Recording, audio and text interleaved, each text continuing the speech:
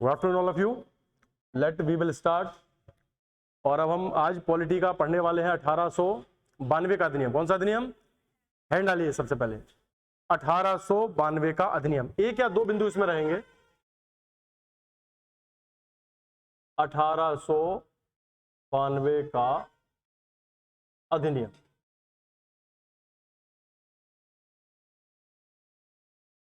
लिखिए इसमें एक महत्वपूर्ण पॉइंट लिखिए इसमें, नंबर 1 देखिए। इस अधिनियम के तहत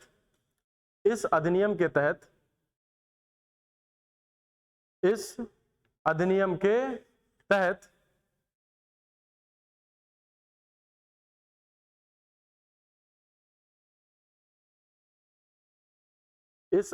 के तहत भारत में जो भारतीय केंद्रीय परिषद के सदस्य होते थे,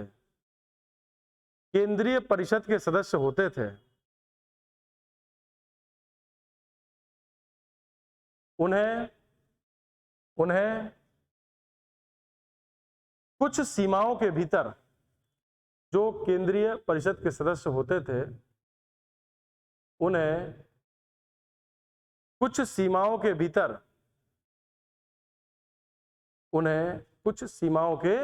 भीतर प्रश्न पूछने का अधिकार और बजट पर बहस करने का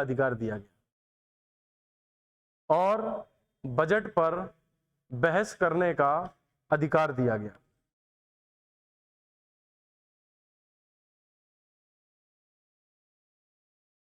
उसी के नीचे लिखो जनहित के मुद्दे और सामाजिक मुद्दे। नीचे लिख लो, उसी के नीचे जनहित के विषय एवं सामाजिक विषय।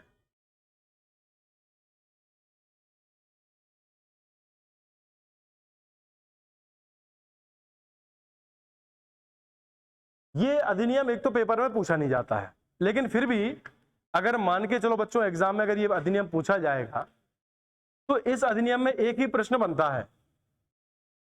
देखना, आप लोगों को पता है कि 1858 में भारत में किसका शासन आ गया है? British government. किसका शासन आ गया है? एक वायसराय बन गया था। क्या बन गया था? वायसराय। और भारत परिषद बन गई थी। क्या बन गई थी? भारत परिषद। इसमें कितने सदस्य होते थे?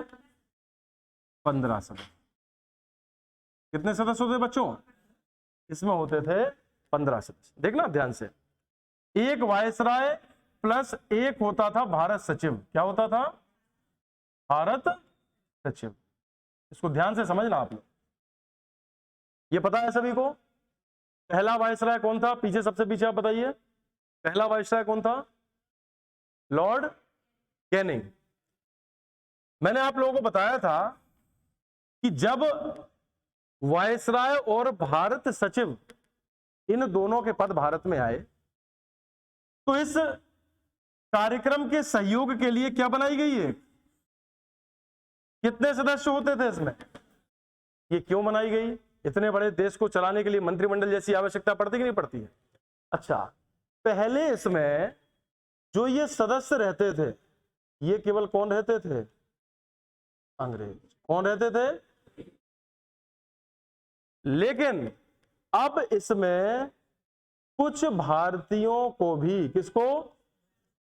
भारतीयों को भी शामिल करने की क्या कही गई? बात। क्यों? क्योंकि विकास किसकी बात कर रही थी ये? भारत। किसका विकास होना था?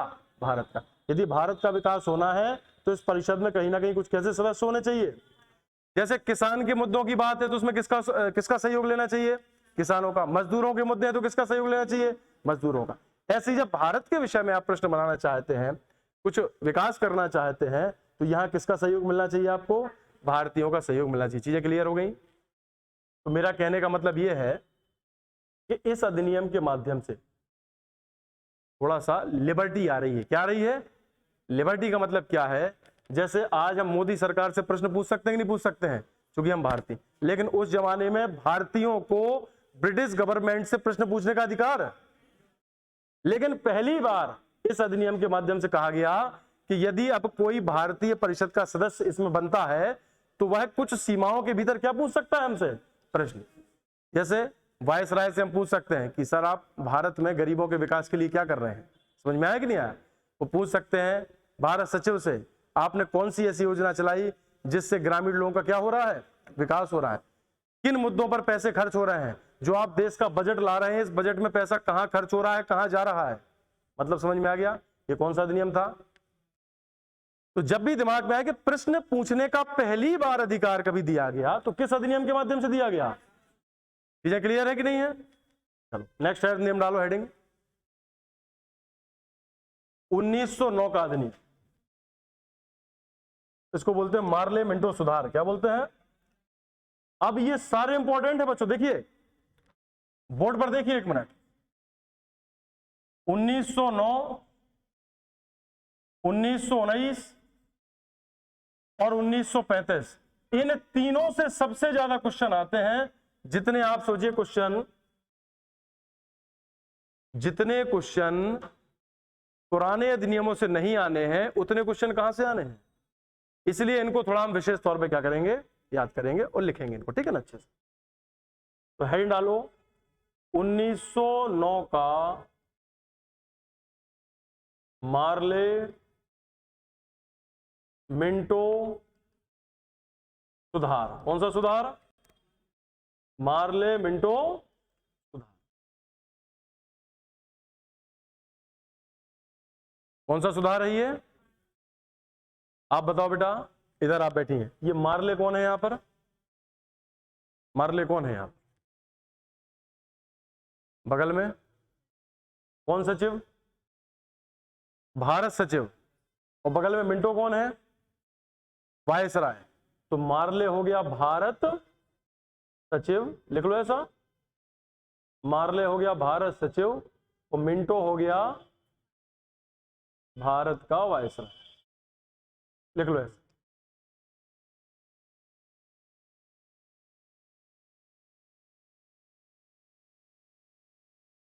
मार्ले हो गया भारत का सचिव और मिंटो हो गया भारत का क्या, वायसराय।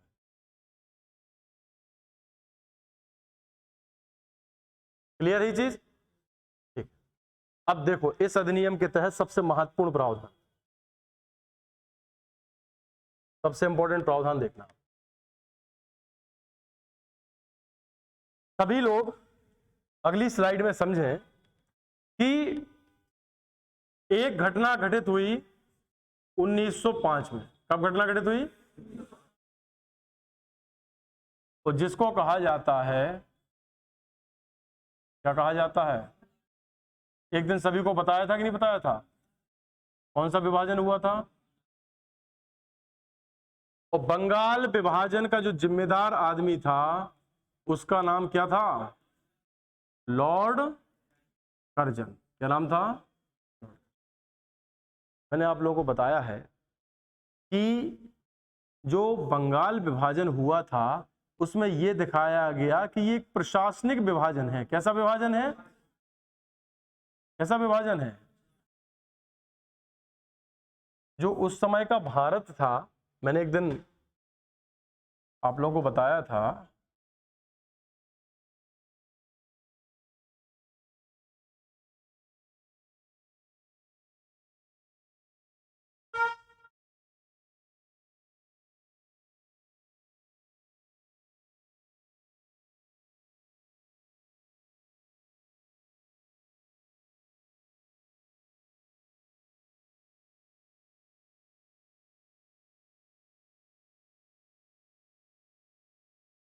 आज का भारत तो कुछ ऐसा है, लेकिन उस समय का जो भारत था उसमें ये हिस्सा भी जुड़ा हुआ था, ठीक है ना। यानी ये पूरा हिस्सा क्या कहलाता था, क्या कहलाता था। इतना बड़ा क्षेत्र होने के कारण अंग्रेजों ने यह कहा कि हम यहाँ की प्रशासनिक कार्यवाही करने में क्या है, सक्षम नहीं है। इसीलिए उन्होंने इसको कितने भागों में तोड़ दिया, इसको बोलते हैं, जो अभी ममता बनर्जी जहां की मुख्यमंत्री हैं, उसको बोलते हैं पूर्वी बंगाल की पश्चिमी, पश्चिमी। बाकी ये कौन सा बंगाल हो गया? पूर्वी बंगाल आज बांग्लादेश है। तो बांग्लादेश कौन सा बाहुल्य राष्ट्र है? बांग्लादेश में हिंदू ज्यादा है कि मुसलमान ज्यादा है? मुस्लिम स्टेट है। कैसी स्टेट है? और ये कैसा है? हिंदू बाहुल्य है कि नहीं है? तो सोचो 1905 में बताया गया प्रशासनिक विभाजन, लेकिन किया गया कौन सा विभाजन? सांप्रदायिक। क्या बोलते हैं उसको? सांप्रदायिक। ऐसा ना हो ये हिंदू मुस्लिम कैसे हो जाए? एक हो जाए। यदि हिंदू मुस्लिम एक हो गए तो अंग्रेजों का भारत से जाना क्या हो जाएगा? तय हो जाएगा। इसीलिए आप सोचिए बच्चों कि किस प्रकार से इस सांप्रदायिक विभाजन को अंजाम दिया गया कि हिंदुओं और मुस्लिमों को कैसा किया जा सके? अलग अलग।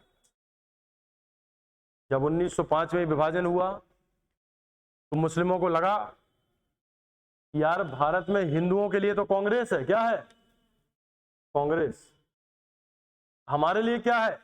तो उन्होंने अपने लिए बनाई मुस्लिम लीग। क्या बनाई? मुस्लिम। और मुस्लिम लीग की उन्होंने स्थापना की थी 1900, कब की थी? और कांग्रेस की स्थापना कब हुई थी? कोई बताएगा आप में से?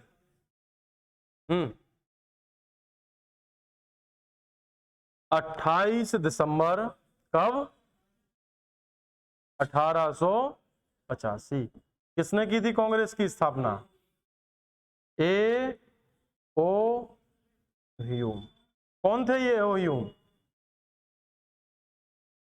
एग्जाम में इनके ऊपर एक क्वेश्चन आता है, ए ओ ह्यूम कौन थे ये? इनका पूरा नाम था एलन ऑक्टेवियन ह्यूम। क्या नाम था? कहीं इनके बारे में थोड़ा सा लिख लो अपनी कॉपी में, हेड डालो, कहीं पर अलग से लिख लो, इसके अलावा जानकारी लिख लो। ये कांग्रेस की स्थापना लिखो, कांग्रेस की स्थापना।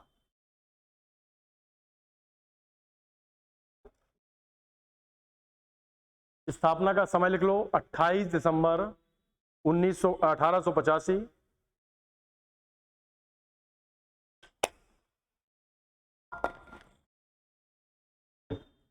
अट्ठाईस दिसंबर 1885 को कांग्रेस की स्थापना हुई थी। स्थापनाकर्ता कौन था? एओ ह्यूम। स्थापनाकर्ता थे एओ ह्यूम। इनका पूरा नाम लिखो, एलन ऑक्टेवियन ह्यूम। एलन लिखो, एलन ऑक्टेवियन ह्यूम।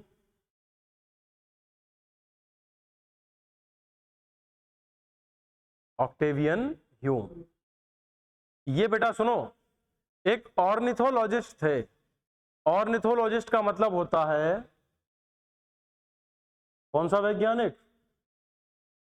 पक्षी वैज्ञानिक। ये एग्जाम में पूछा जाता है। कौन थे ये? एक ऑर्निथोलॉजिस्ट थे, पक्षी वैज्ञानिक। लिख लीजिएगा कहीं। पेशे से क्या थे ये? पक्षी वैज्ञानिक। जैसे आपने सुना होगा सलीम अली। कौन? सलीम अली का नाम सुना है? वो भी एक पक्षी वैज्ञानिक थे। अच्छा सुनिए, ए और ह्यूम के ऊपर एक क्वेश्चन आता है, इन्हें हर्मिट ऑफ शिमला कहा जाता है। क्या कहा जाता है? कितने लोग जानते हैं ये बात कि इनको हर्मिट ऑफ शिमला कहा जाता है? अच्छा, हर्मिट मतलब क्या होता है? साधु। क्या कहा जाता है? कहाँ का साधु कहा जाता है? लिख लो ये लाइन कहीं, एओ ह्यूम को हर्मिट्स ऑफ शिमला कहा जाता है। लिख लो कहीं पर, ये एग्जाम में पूछा जाता है कि कौन सा ऐसा व्यक्ति है जिसको हर्मिट ऑफ शिमला कहा जाता है। तो किसको कहा जाता है? Allan Octavian Hume.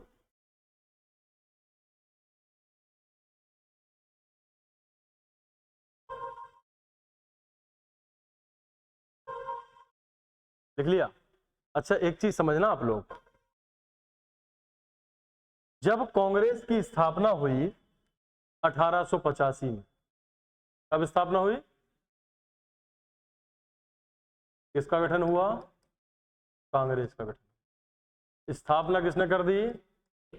एओ ह्यूम।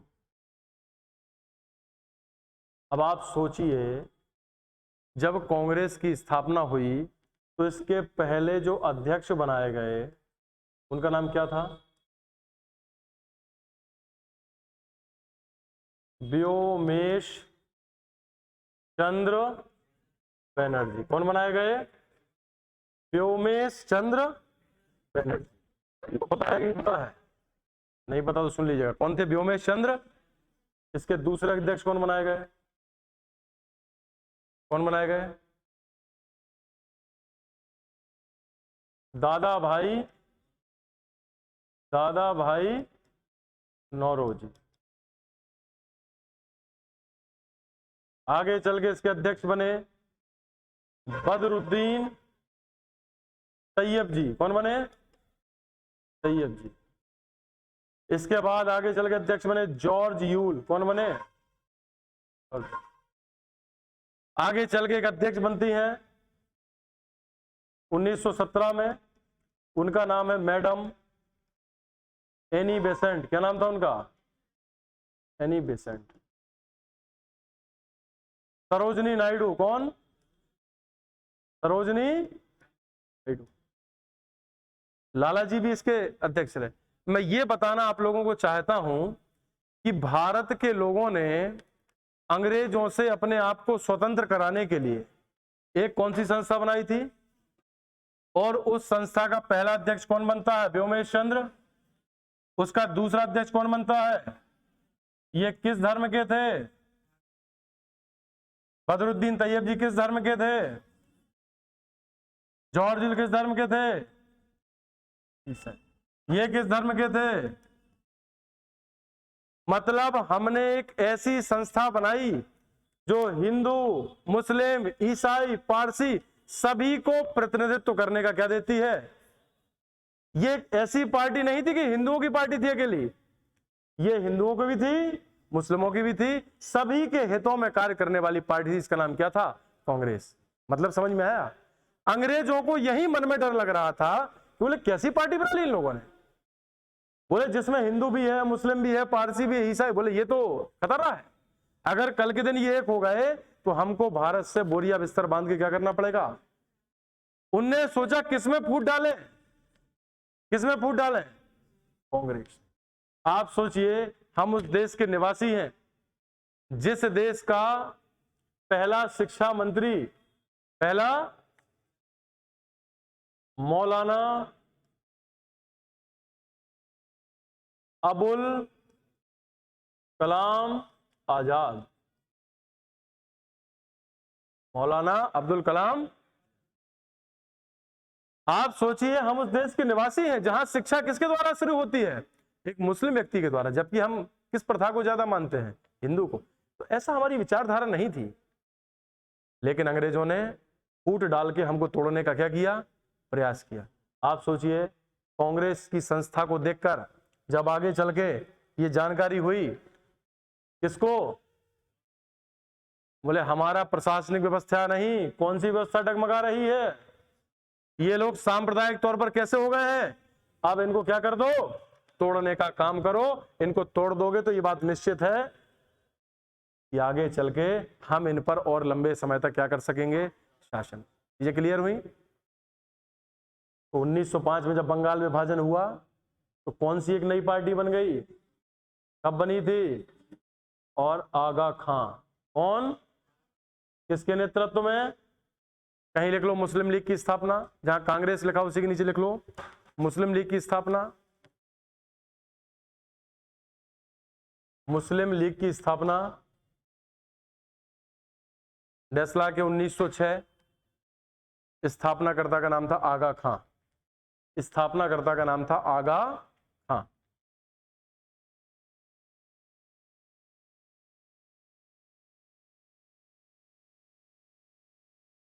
समझ में आ गया इतना? देखो, आप लोगों के दिमाग में अगर स्टोरी नहीं बनेगी ना तो आप चीजों को रट नहीं पाओगे लंबे समय तक। आपको क्या समझना पड़ेगी? स्टोरी कि हुआ क्या था 1885 में। एक ऐसी संस्था बनी जो सभी धर्मों को जोड़कर एकजुट कर किसका विरोध कर रही थी? अंग्रेजों का। लेकिन अंग्रेज सोच रहे थे कैसे संस्था को मिटाया जाए, तो बोले इनके बीच में आपसी फूट, किसके माध्यम से डाली गई फूट, और सच में फूट डल गई 1900। अब भारत में कितनी पार्टियां हैं, एक कांग्रेस, दूसरी, समझ में आ गया। अब कांग्रेस कह रही कि हमको जो हिंदू लोग हैं उनका प्रतिनिधित्व ज्यादा मिल रहा है। मुस्लिम लीग कह रही कि हमारे जहां पर मुस्लिम बाहुल्य लोग हैं वहां पर सीटें हमको दो, वहां पर केवल मुस्लिम लड़ेंगे और उनको वोट भी कौन करेगा, मुस्लिम। कांग्रेस सोच रही थी ये व्यवस्था ना हो, इसलिए उन्होंने किसको अध्यक्ष बनाया था, बदरुद्दीन तैयब जी को। ये पता चले कि नहीं, मुस्लिम भी हम के साथ क्या है, जुड़ा हुआ है। आपको ये बात क्लियर हो रही है सभी लोगों को। अब क्या होगा आगे, मुस्लिम अपने लिए अलग निर्वाचन की मांग करेगा और हिंदू अपने लिए अलग, अर्थात बस जो अंग्रेज चाहते तो वही चीज आगे चल के किस अधिनियम में हो गई। इसने जो लॉर्ड कर्जन ने भारत में हिंदू मुस्लिम में फूट डाली, उस फूट को आगे बढ़ाने का काम किसने किया।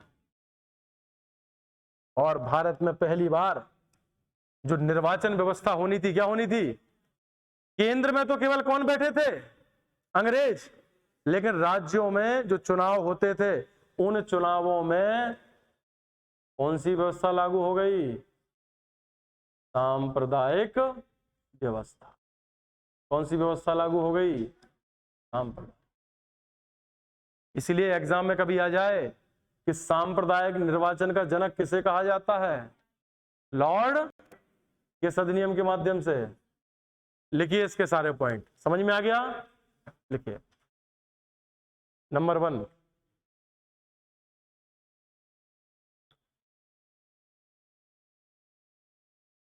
इस अधिनियम के द्वारा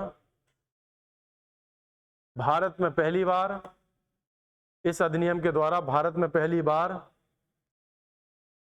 जाति धर्म के आधार पर, जाति धर्म और वर्ग के आधार पर, जाति धर्म और वर्ग के आधार पर पृथक निर्वाचन प्रणाली की शुरुआत हुई। जाति धर्म और वर्ग के आधार पर पृथक निर्वाचन प्रणाली की शुरुआत हुई, पृथक निर्वाचन प्रणाली की शुरुआत हुई एवं पहली बार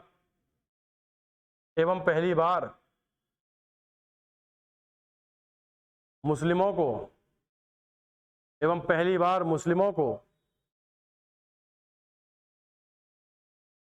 पृथक निर्वाचन प्रणाली व्यवस्था से जोड़ा गया।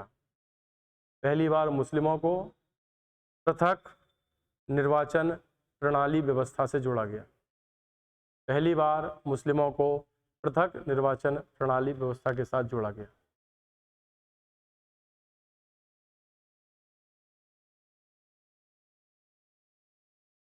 सेकंड पॉइंट,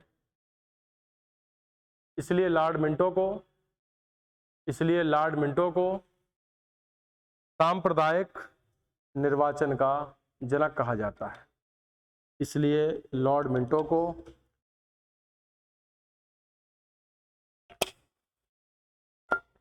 सांप्रदायिक निर्वाचन का जनक कहा जाता है।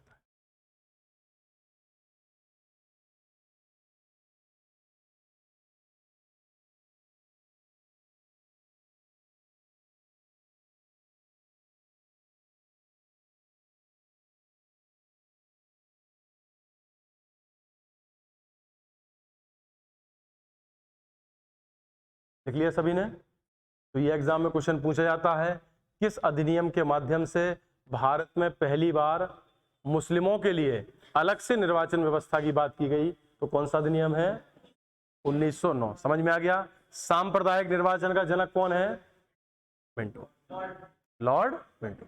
नेक्स्ट पॉइंट सुनिए, इंपॉर्टेंट पॉइंट है ये। मैंने अभी आप लोगों को बताया था वायसराय की कार्यकारिणी में किसको शामिल किया जाने वाला था, भारतीयों को। 1909 में अधिनियम में पहली बार सत्येंद्र प्रसन्न सिन्हा, क्या नाम था इनका? एसपी सिन्हा कहा जाता है इनको। क्या कहा जाता है? एसपी सिन्हा को पहली बार वायसराय की कार्यकारिणी में शामिल किया गया। काय में शामिल किया गया?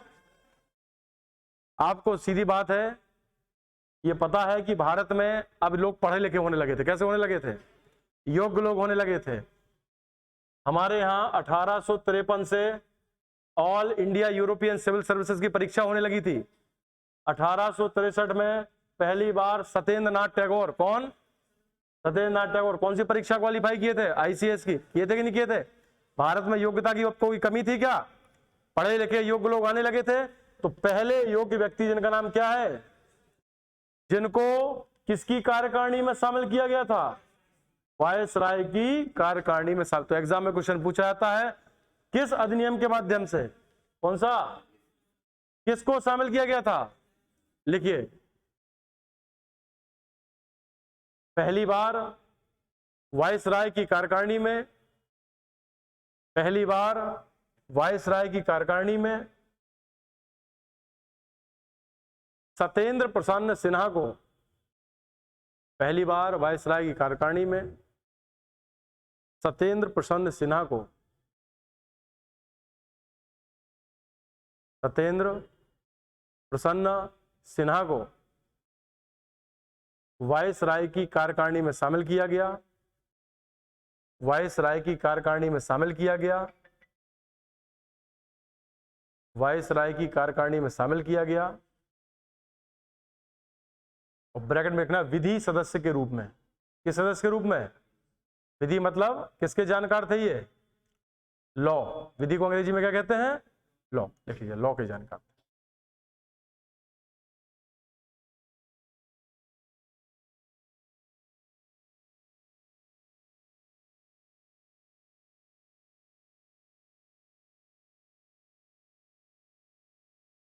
सभी को समझ में आ गया? इस अधिनियम के कितने महत्वपूर्ण बिंदु हैं? 3। सांप्रदायिक निर्वाचन की शुरुआत। किसकी शुरुआत? पहली बार मुस्लिमों के लिए सांप्रदायिक निर्वाचन। नेक्स्ट, पहली बार भारत में कोई सदस्य को विधि सदस्य के रूप में वायसराय कार्यकारिणी में क्या किया गया? शामिल। कौन थे वो व्यक्ति? सत्येंद्र प्रसन्न सिन्हा। चीजें क्लियर हैं? और लॉर्ड मिंटो को भारत में सांप्रदायिक निर्वाचन का क्या कहा जाता है? जनक। सभी को समझ में आ गया ये? नेक्स्ट स्टैंड डालिए। 1919 का अधिनियम।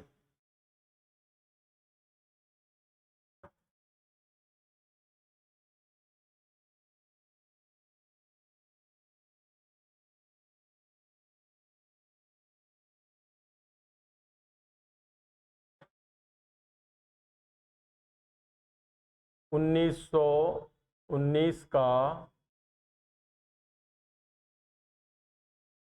मॉन्टेग्यू, क्या नाम है उसका? मॉन्टेग्यू चेम्सफोर्ड, क्या नाम है? चेम्सफोर्ड सुधार। Montagu Chelmsford.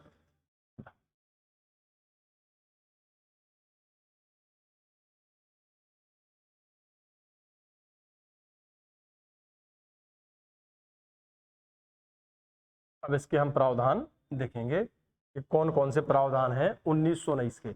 इसमें मॉन्टेग्यू कौन हो गया? भारत सचिव। चेम्सफोर्ड क्या हो गया? लिख लो अपनी कॉपी में सभी लोग। मॉन्टेग्यू भारत सचिव और चेम्सफोर्ड हो गया भारत का वायसराय। चेम्सफोर्ड भारत का वायसराय।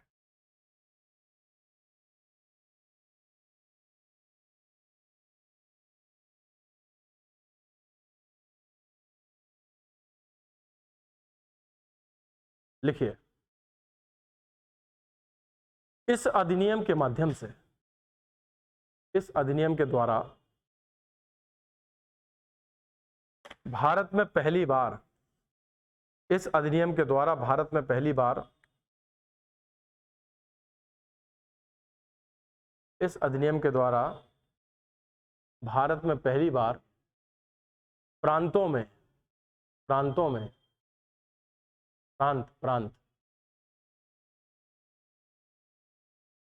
द्वैध शासन, प्रांतों में द्वैध शासन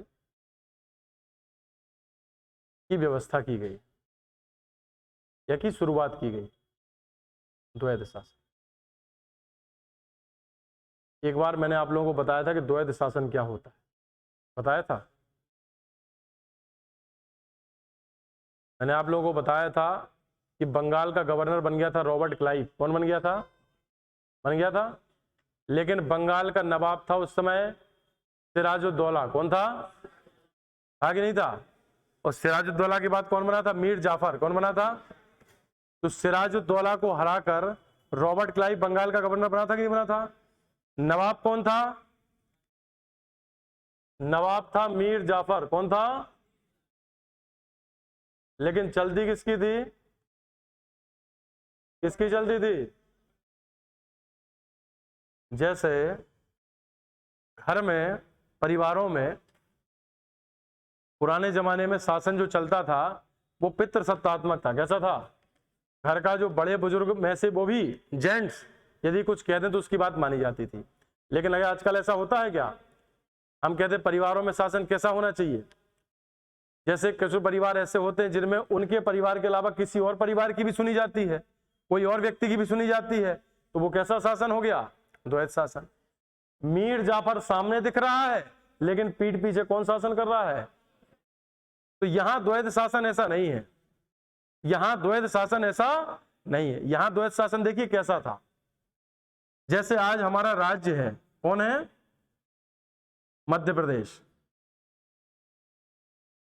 पुराने समय में राज्य को कहते थे प्रांत। क्या कहते थे? समझ में आ गया कि नहीं आ गया? तो अंग्रेजों के समय राज्य को क्या कहते थे? प्रांत। तो कहां द्वैध शासन चालू हुआ? बोलो यार, आप लोग बोलते क्यों नहीं हो? कहां चालू हुआ? द्वैध शासन कहां हुआ? ये ऐसा द्वैध शासन है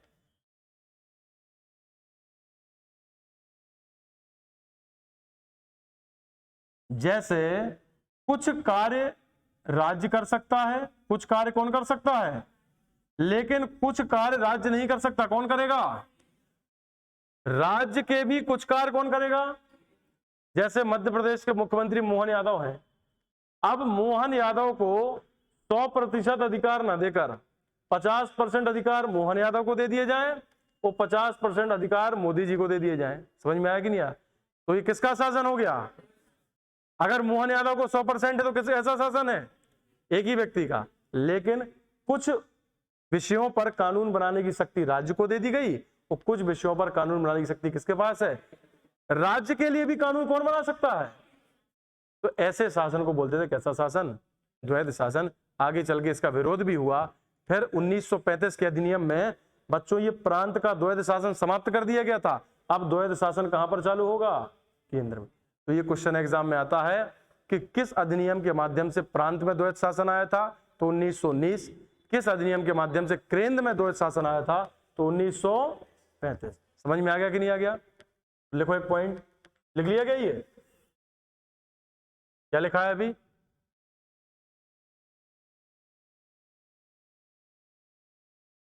तो द्वैध शासन समझ में आ गया? एग्जाम में क्वेश्चन आएगा राज्य में द्वैध शासन कब चालू हुआ? 1919। प्रांत मतलब क्या? राज्य। कितने बच्चे शिशु मंदिर में पढ़े हैं? सरस्वती शिशु मंदिर में कोई है? तो आप लोगों ने सुना होगा कि जब खेल प्रतियोगिताएं होती हैं तो उसमें बोलते हैं प्रांत स्तरीय खेल प्रतियोगिताएं। कहते हैं कि नहीं कहते हैं? कहते हैं कि नहीं कहते हैं? तो वहां जो प्रांत शब्द है ये बहुत पुराना चला आ रहा है। यानी पुराने जमाने में राज्यों को क्या कहा जाता था? प्रांत। जैसे आज भी जो विद्या भारती वगैरह होते हैं संस्थाएं, वो मध्य प्रदेश प्रांत, उत्तर प्रदेश प्रांत, राजस्थान प्रांत, राज्य न कह के क्या कहते हैं वो? तो ये प्रांत शब्द पुराना है। ठीक है ना? तो सीधी बात है, पहला पॉइंट क्या हो गया? प्रांतों में कौन सा शासन? द्वैध शासन की शुरुआत किस एक्ट के माध्यम से? नेक्स्ट पॉइंट लिखिए। इस अधिनियम द्वारा बार बार लिखने की जरूरत नहीं है, आप तो पॉइंट लिखा करो। इस अधिनियम के द्वारा भारत में पहली बार, इस अधिनियम के द्वारा भारत में पहली बार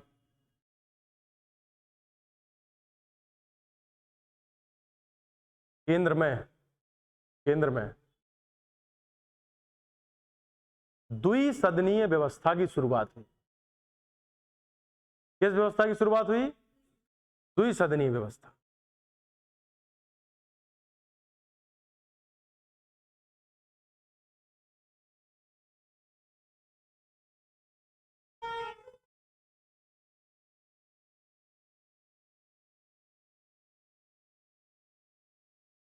अच्छा, जैसे सुनिए,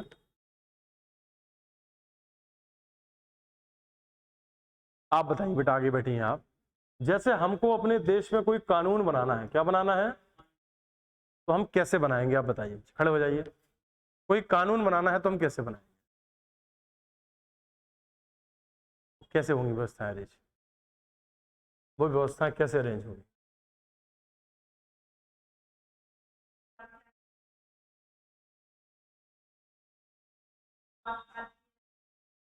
कहाँ आता है ये प्रस्ताव? सबसे पहले केंद्र में कहाँ आता है?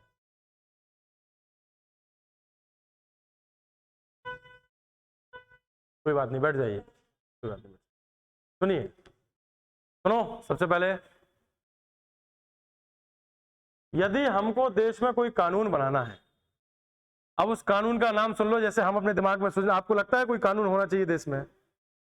आपको लगता है कोई देश में कानून होना चाहिए जो नहीं है? कौन सा कानून होना चाहिए बताइए जो नहीं है? कोई भी बोलिए आप लोग। आप सब लोगों के दिमाग में कोई ऐसी बात कि आपको लगता है कोई ऐसा कानून होना चाहिए कि जो अभी तक नहीं है?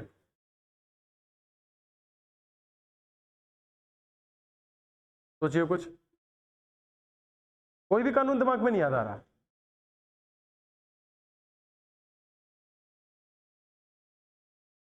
कोई भी कानून याद नहीं आ रहा आप लोगों को?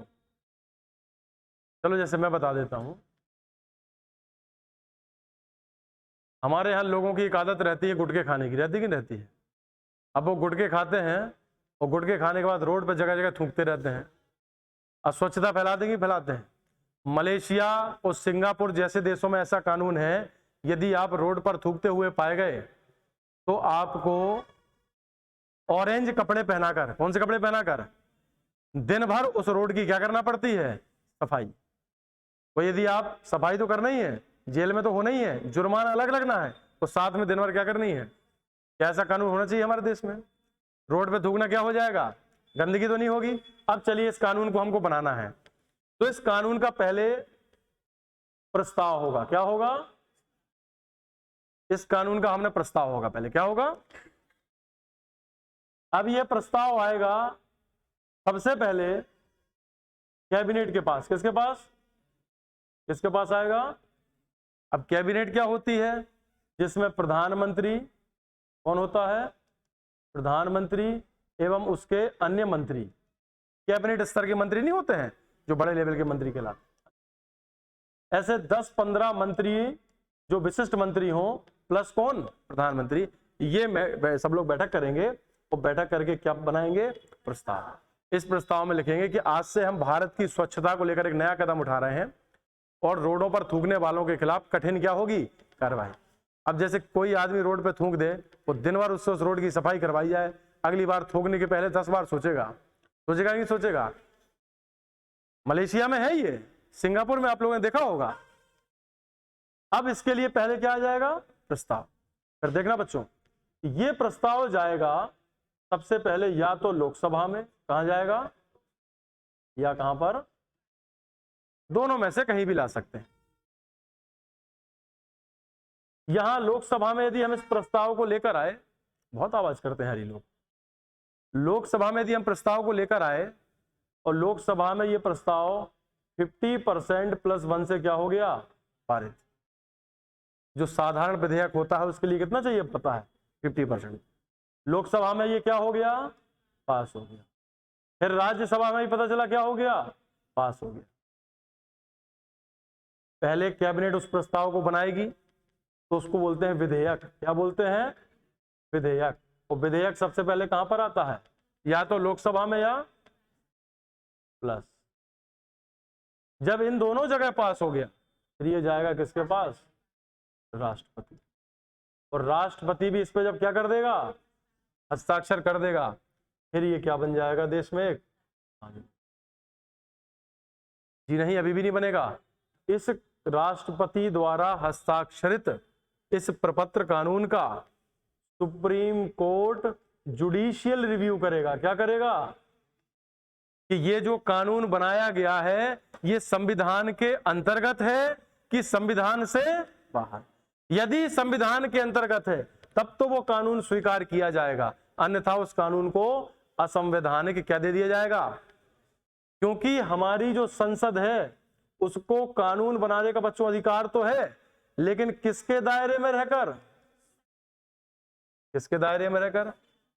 कानून कौन बनाती है? वो संसद होती है, लोकसभा प्लस राज्यसभा प्लस राष्ट्रपति, ये तीनों मिलते हैं तब इसको क्या बोलते हैं। मतलब समझ में आ गया? जैसे हमको कोई कानून बनवाना है तो पहले प्रस्ताव आएगा, किसके पास? कैबिनेट के पास। फिर क्या बनेगा? विधेयक। विधेयक पहले लोकसभा में जाएगा या राज्यसभा में जाएगा, या दोनों में पारित हो गया फिर किसके पास जाएगा?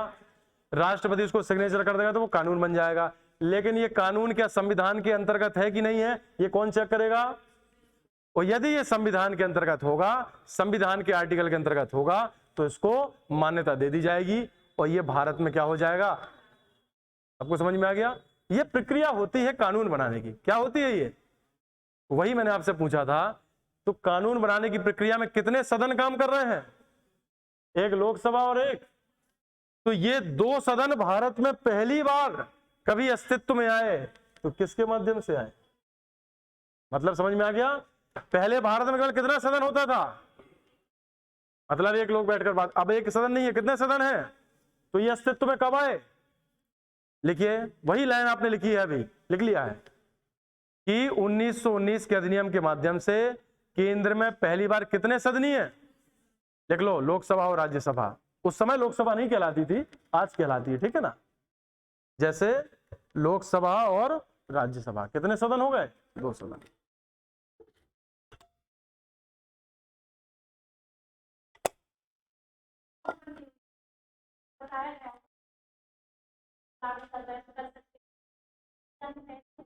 नहीं बेटा, जो नोटबंदी का जो काम था वो वित्त मंत्रालय जो होता है हमारा, कौन सा मंत्रालय होता है? और आरबीआई होता है। ये नोट भारत में, इसको बोलते हैं प्रतिभूति, क्या बोलते हैं? इसका भारत में संचालन ये आरबीआई की जिम्मेदारी। किसकी जिम्मेदारी है? तो इसके लिए कोई कानून नहीं बनाया गया, इसके लिए तो बस एक लेटर जारी कर दिया गया कि भारत में काला धन ज्यादा होने के कारण हम इस नोटों को बंद कर रहे हैं और इनकी जगह नए नोट प्रचलन में ला रहे हैं। इसके लिए कोई कानून बनाने की आवश्यकता नहीं है। चीजें क्लियर हो गई ना? इसके लिए कोई कानून की आवश्यकता नहीं है। किसको? क्यों सुप्रीम कोर्ट को इसमें इन्फॉर्म किया जाएगा? सुप्रीम कोर्ट को इन्फॉर्म, सुप्रीम कोर्ट ने ही तो सरकार को इन्फॉर्म किया कि भाई देश में इतना काला धन है कि भारत से लोग पैसा लेकर विदेशों में तक जमा कर रहे हैं। देखो मैं बता रहा हूं आपको, जैसे सरकारें क्या कर देती हैं। हमारे यहाँ कमलनाथ की सरकार आई 2018 में, उसने निर्णय लिया कि ओबीसी को हम 27% रिजर्वेशन देंगे। किसने निर्णय लिया? उन्होंने मध्य प्रदेश की विधानसभा में उसको क्या कर दिया? पारित भी कर दिया। कर दिया कि नहीं कर दिया? लेकिन जब पारित हो गया फिर अंत में किसके पास गया ये? पहले तो मध्य प्रदेश के कहां पे गया? हाई कोर्ट में। मध्य प्रदेश ने, हाई कोर्ट ने कहा कि 50% से ज्यादा रिजर्वेशन नहीं हो सकता। एमपी में 20% रिजर्वेशन मिलता है एसटी को। किसको मिलता है? शायद लगभग 15% मध्य प्रदेश में एससी को है, मुझे थोड़ा क्लियर नहीं है, बस इतने के आसपास है। अब 27% आप किसको दे रहे हो? ओबीसी को दे रहे हो कि नहीं दे रहे हो? 10% दे रहे हो ईडब्ल्यूएस, क्या दे रहे हो? 4% दे रहे हो विकलांगों को। किसको दे रहे हो? तो आरक्षण कितना हो गया? जोड़ना थोड़ा, 27 और 15 42 और 20 62 62 और 10 72 और 4, क्या इतना आरक्षण संभव है क्या? सुप्रीम कोर्ट ने कहा कि नहीं, 50% ज्यादा आरक्षण नहीं दिया सकता। तो ये आरक्षण की सीमा से कैसा हो रहा है? तो अभी तक ये केस चल रहा है, वो क्लियर। तो राज्य सरकारें कई चीजें ले आती हैं, लेकिन आगे चलकर सुप्रीम कोर्ट उसकी संवैधानिकता की जांच करता रहता है, और जब सुप्रीम कोर्ट और माननीय न्यायालय हाई कोर्ट जब उसका निर्णय दे देंगे तो वो मान्य होगा। चीजें क्लियर है ना? अभी तक ये निर्णय क्लियर नहीं है, अभी तक पता है ना आपको।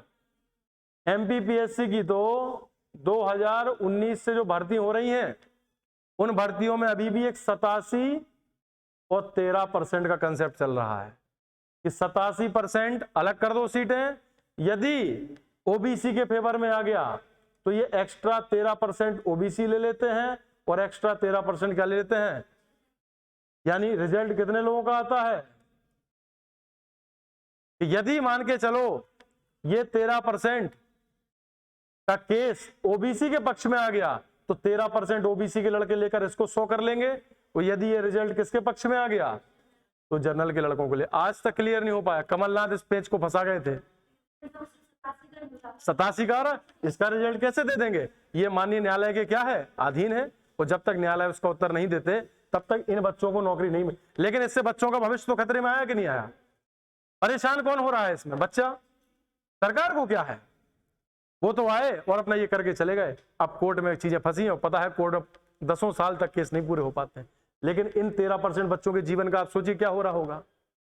कई लोग सिलेक्ट होने की स्थिति में होंगे तब भी वो कैसे हो रहे हैं, तो ये समस्या हो जाती। तो मैंने बताया सरकारें अपने निर्णय पहले ले लेती हैं, फिर सुप्रीम कोर्ट उसकी जांच करता रहता है, वो अंत में उसका क्या देता है।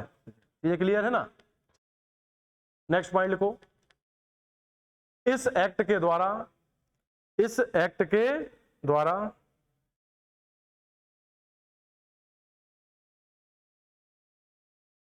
भारत में, इस एक्ट के द्वारा भारत में पहली बार महिलाओं को, स्टार ला के लिखना बच्चों इसको, इस एक्ट के द्वारा भारत में पहली बार महिलाओं को मत देने का अधिकार दिया गया। इस एक्ट के द्वारा पहली बार भारत में महिलाओं को मत देने का अधिकार दिया गया।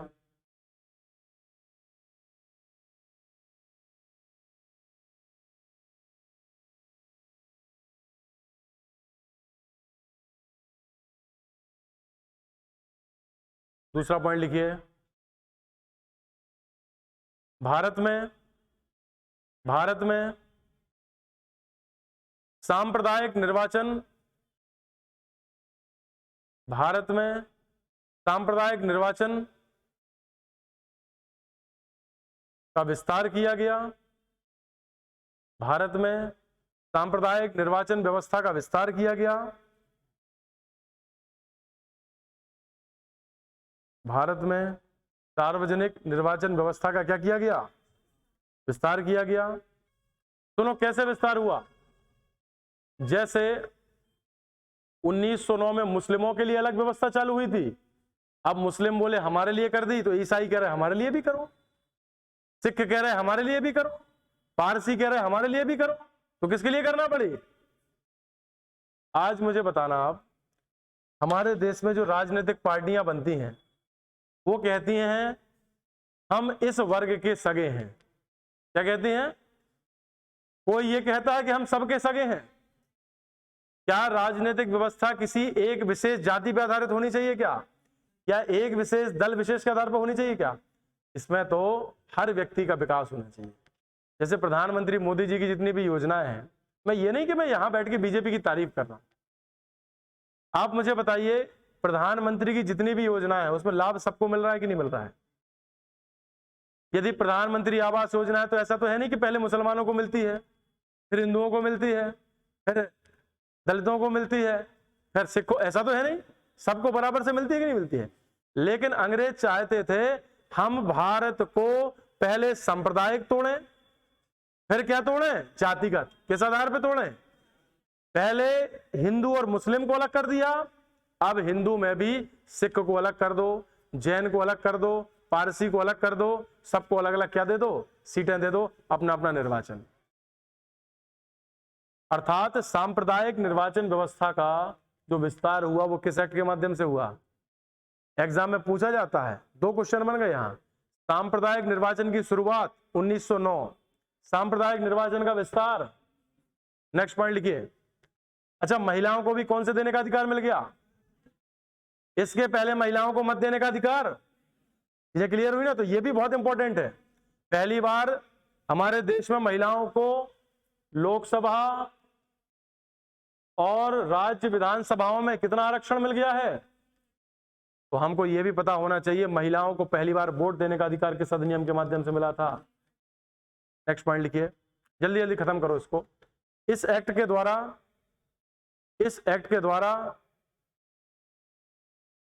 वायसराय की, इस एक्ट के द्वारा वायसराय की कार्यकारिणी में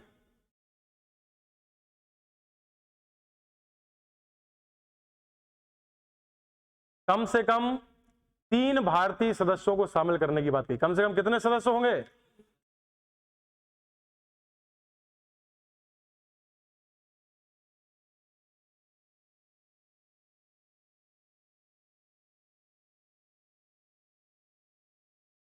नेक्स्ट,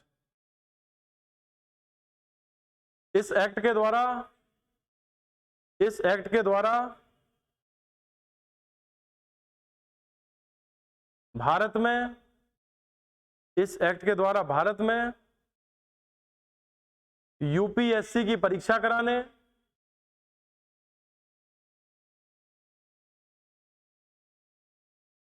भारत में यूपीएससी की परीक्षा कराने और यूपीएससी आयोग का गठन करने की बात कही गई।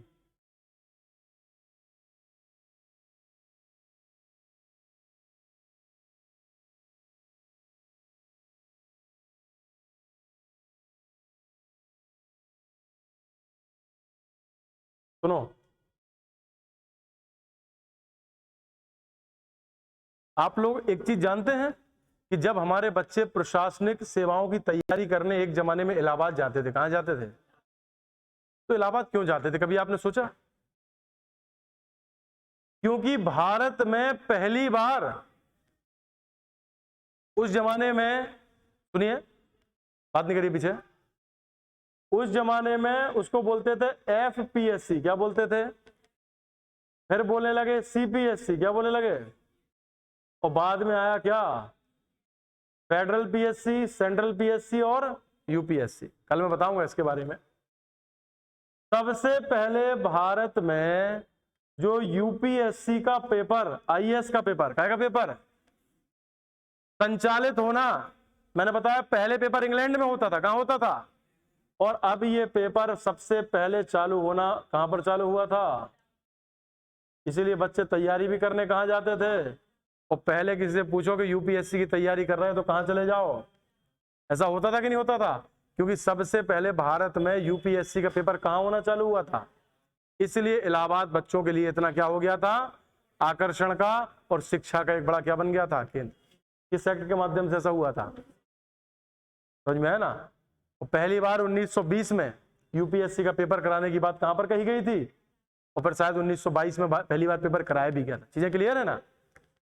तो मैं ये बताना चाहता हूं कि 1 अक्टूबर 1926 को कब भारत में काहे की स्थापना की गई? संघ लोक सेवा आयोग। लिख लो इसको कहीं। 1 अक्टूबर 1926 को किस अधिनियम के तहत भारत में लोक सेवा आयोग का क्या किया गया? गठन किया।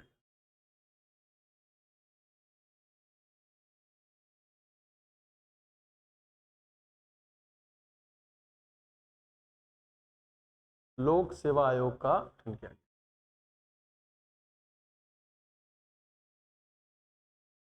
अच्छा, यहां तक सभी लोगों को समझ में आया? सभी को एक बार फिर से बहुत बहुत धन्यवाद। आज की क्लास को हम यहीं पर खत्म कर रहे हैं, और कल हम इससे आगे चालू करेंगे कि 1919 के अधिनियम में और कौन से महत्वपूर्ण बिंदु हैं, और 1935 का अधिनियम हम इसके आगे चालू करेंगे। Thank you for everyone.